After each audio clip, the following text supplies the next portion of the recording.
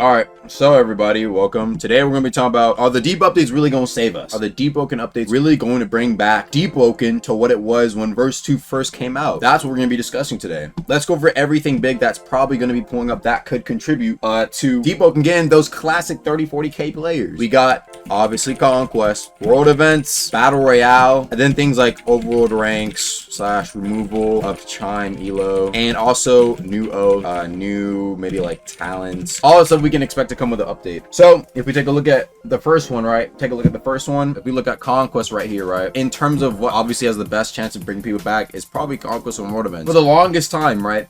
Especially if you look at Deepwoken YouTube, when you look at these videos, right? What do these videos really do? Most of the time it's either discussion about something in the updates, right? And maybe you'll have a few people having like some clips, like for example Senko here, good example of like, you know what I'm saying, some interesting overworld clips, like a clip video, right? Interesting stuff going on. But for the most part, Deepwoken YouTube kind of showcases that there really isn't much going on in the deep, especially after you're done, right? Other games have this issue and they immediately like die off, right? We see this in anime games, like for example in Type Soul. Nothing to do in the Type Soul, right? Nothing to do in the Type Soul, so people are like, I'm kind of dipping. In Deepwoken, luckily we can alleviate this with the replayability that we already have, right? Which is making new builds, making different builds, right? And so hopefully the plan more so is that once we actually have real end game content that gives us stuff to do, that combined with the replayability that we already have, hopefully would maybe have a good effect on what we're trying to really do here in terms of bringing people back to the game. But I think that the number one thing is that Conquest, for example, and World Events especially, these two are like the heavy hitters. They're the Gojo and the Sukuna of the Deepwoken updates that are coming up right now, right? We need these motherfuckers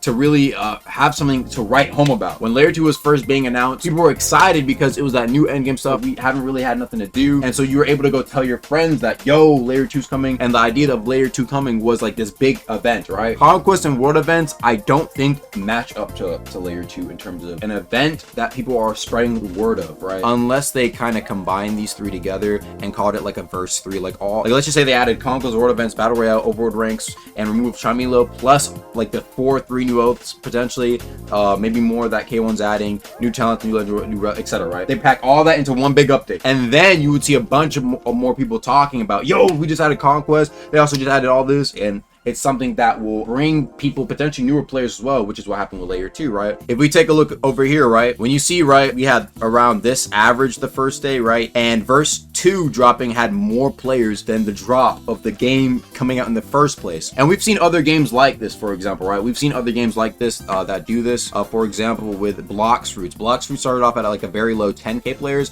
and then gradually went up over time, right, with each update. So hopefully the idea is that deep, every time something big drops, we'll get more and more players. But of course, the content needs to be good enough to retain the players, because if you look, same thing that happened when verse 1 came, we lost a lot of players. Verse 2, we went from like a solid peak of like, or an average of like 30-40k, maybe 20-30k for like the first month or two, all the way down to what we are now, which is like maybe 6 to 8k, you know what I'm saying, averaging right now. So let's go over each of these. Do I think each of these will be enough to bring back? And I'll probably rank them. In terms of Conquest, I think so. I actually think that it will invigorate a PvP side of the community, right? We've seen games that have had a lot of players just because the PvP is good. Like Soul, for example, right? The PvP was good enough to where people are like, yo, I actually want to play. You know, just for the PvP. They'll go through the BS grind just to play the good PvP. Deepwoken, it's like the PvP is there, right? But people are locked up in Chime.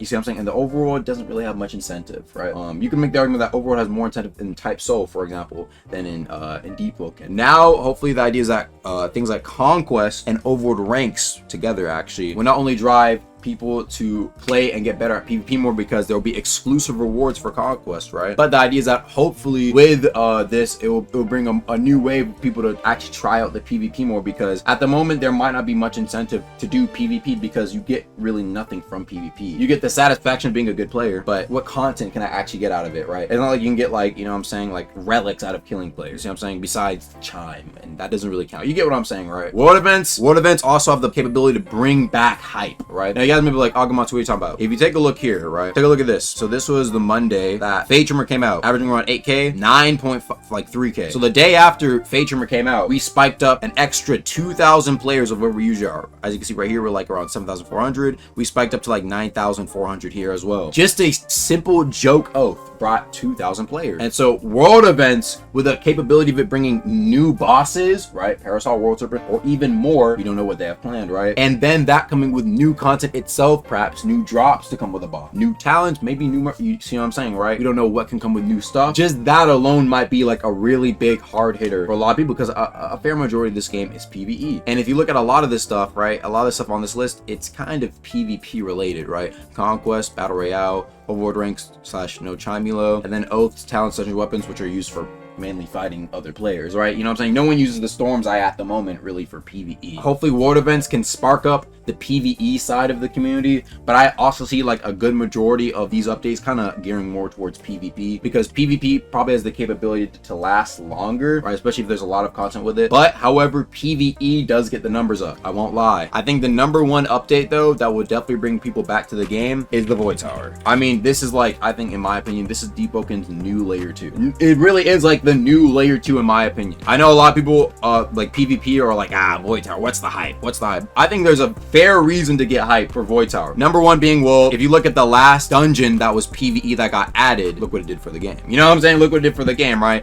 This is a dungeon that has pretty much no RNG. It's the same exact thing every single time, right? And even that alone, for like the first month of layer 2, right, we were averaging like 20 to 30k players for a month, an entire month, and then afterward 20k to like 15k ish for like a solid 2 to 3 months afterwards. That's really good. And that's a dungeon that is the same thing every single time. And just let's think about all the actual content that layer 2 came with. New dungeon, new mobs, new bosses, about 6 oaths, right? 6 oaths, and maybe like a few new legendary weapons. Some equipment that people can use. So I think the Void Tower being like something that could give us even more interesting PvE to tap into. PvE that is like so interesting, or like such a good experience that even PvP players could be like, oh, okay, I'll give it a shot. That would be the hope, right? That it actually has people playing for a good long while, because potentially there could be secrets, new ways to run the Void Tower, new things that can be added to the Void Tower, and specifically new bosses and new monsters. You know what I'm saying? That's what I think, that's my main hope. That Void Tower be an interesting and new experience that will actually dig deep into the rogue-like experience of what Deepwoken could be. Hopefully that will bring new monsters, because new monsters and all that stuff definitely gets the community hype. But in terms of Conquest world events, I say that if I give a solid estimate guess, we can maybe see, I say like 20 to 25k players at least when Conquest and world events both drop. If they both drop at the same time or separately, either way, I think we would probably be getting at least 20 to 25k players. Might be like, Agamatsu, how can you, like, what's the assumption for that,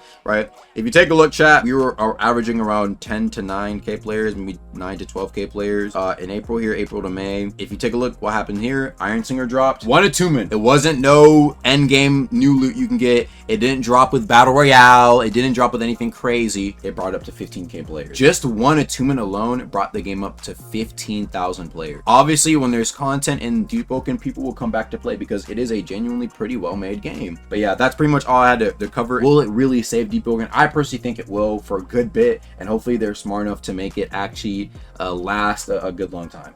So yeah, that's all I had to say regarding this. Thank you.